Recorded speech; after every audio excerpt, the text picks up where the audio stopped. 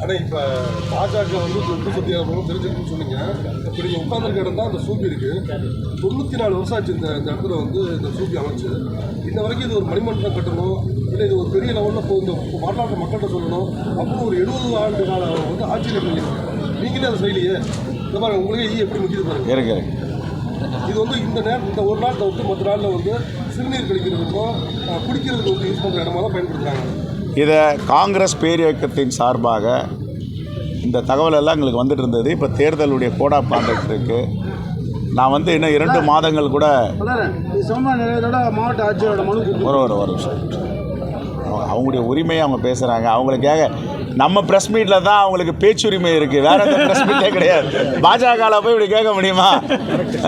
கோவப்படுவாங்க. நாமெல்லாம் அதை அவருடைய கருத்தை ஏற்றுக்கிறோம். நீங்கள் சொல்கிற கருத்தை, பத்திரிகையாளர் கருத்தை ஏற்றுக்கொண்டு காங்கிரஸ் பேரியக்கத்தின் சார்பாக தேர்தல் முடிந்தவுடன் நாங்களே இங்கே வந்து அடிக்கல் நாட்டி மாவட்ட ஆட்சித்தலைவர் கொண்டு வந்து இதை செப்பனிடப்படும். ஒரு வேளை அரசு இதற்கு இடம் கொடுக்கவில்லை, பணம் இல்லை என்று சொன்னால் காங்கிரஸ் பேரியக்கம் தன்னுடைய சொந்த செலவில் இதை பராமரிக்கும். கன்னியாகுமரிக்கு வந்து ராகுல் வந்துட்டு போனதுக்கப்புறம், கோவை வந்ததுக்கப்புறம் ஒரு மாற்றம் இருக்கா? இந்தியா கூட்டணியுடைய வெற்றி வாய்ப்பு எப்படி இருக்கு? மிகப்பெரிய மாற்றம் இருக்குது. அவர் எங்கெல்லாம் போகிறார்களோ தலைவர் ராகுல் காந்தி எழுச்சி இருக்குது, மாற்றம் இருக்குது.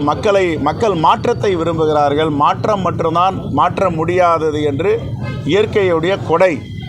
ஆகவே இந்த திருட்டு அரசியல், வெறுப்பு அரசியல், மத அரசியல், சாதி அரசியல், இன அரசியல், மொழி அரசியல், எல்லா அரசியலும் பாஜக செய்து பார்த்தது. இந்த அரசியலுக்கெல்லாம் இந்திய மக்கள் ஒருபோதும் இடம் தர மாட்டார்கள். மிகப்பெரிய தோல்வி அடைய போகிறார்கள். பாஜக என்றாலே அரசியல் களத்தில் மிகப்பெரிய தலைவர் வாஜ்பாய். அவர்களுக்கே இந்த தேசத்தில் 2வது இடம் கொடுக்கவில்லை தேர்தல் களத்தில். ஆகவே பொய்யும் பித்தலாட்டமும் வெறுப்பு அரசியலும் செய்து எப்படியாவது ஆட்சியை பிடிக்கலாம் என்று துடித்து கொண்டிருக்கிறார்கள்.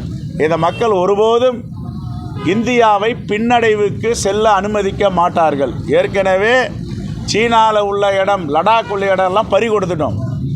அதை பற்றி பேசவே மாட்டார் மோடி. ஏன் பேச மாட்டேன்றாரு? அதை பற்றி அக்கறை கிடையாது.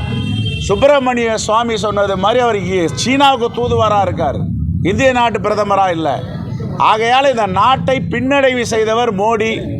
இந்த நாட்டை பின்னுக்கு செல்ல கோடுகின்ற இயக்கம் பாஜக.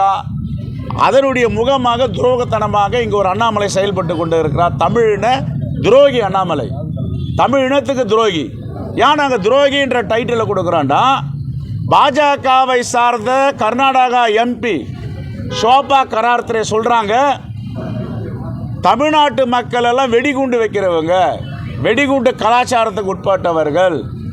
ராமேஸ்வரம் விடுதியில் வெடிகுண்டு வைத்தவர்கள் தமிழ்நாட்டுக்காரர்கள்ன்றாங்களா? அண்ணாமலை என்ன பண்ணியிருக்கணும்? என்ன பண்ணியிருக்கணும்? ஒரு கண்டனம் தெரிவிச்சிருக்கணும். ஏன் கண்டனம் தெரிவிக்கல? தமிழ்நாட்டுக்காரர்கள் பிச்சைக்காரர்கள்னு சொல்கிறாங்களே குஷ்பு, நிதியமைச்சர் நிர்மலா சீதாராமன் ஏன் கண்டிக்கலை? நான் தமிழன், நான் கண்டிக்கிறேன்.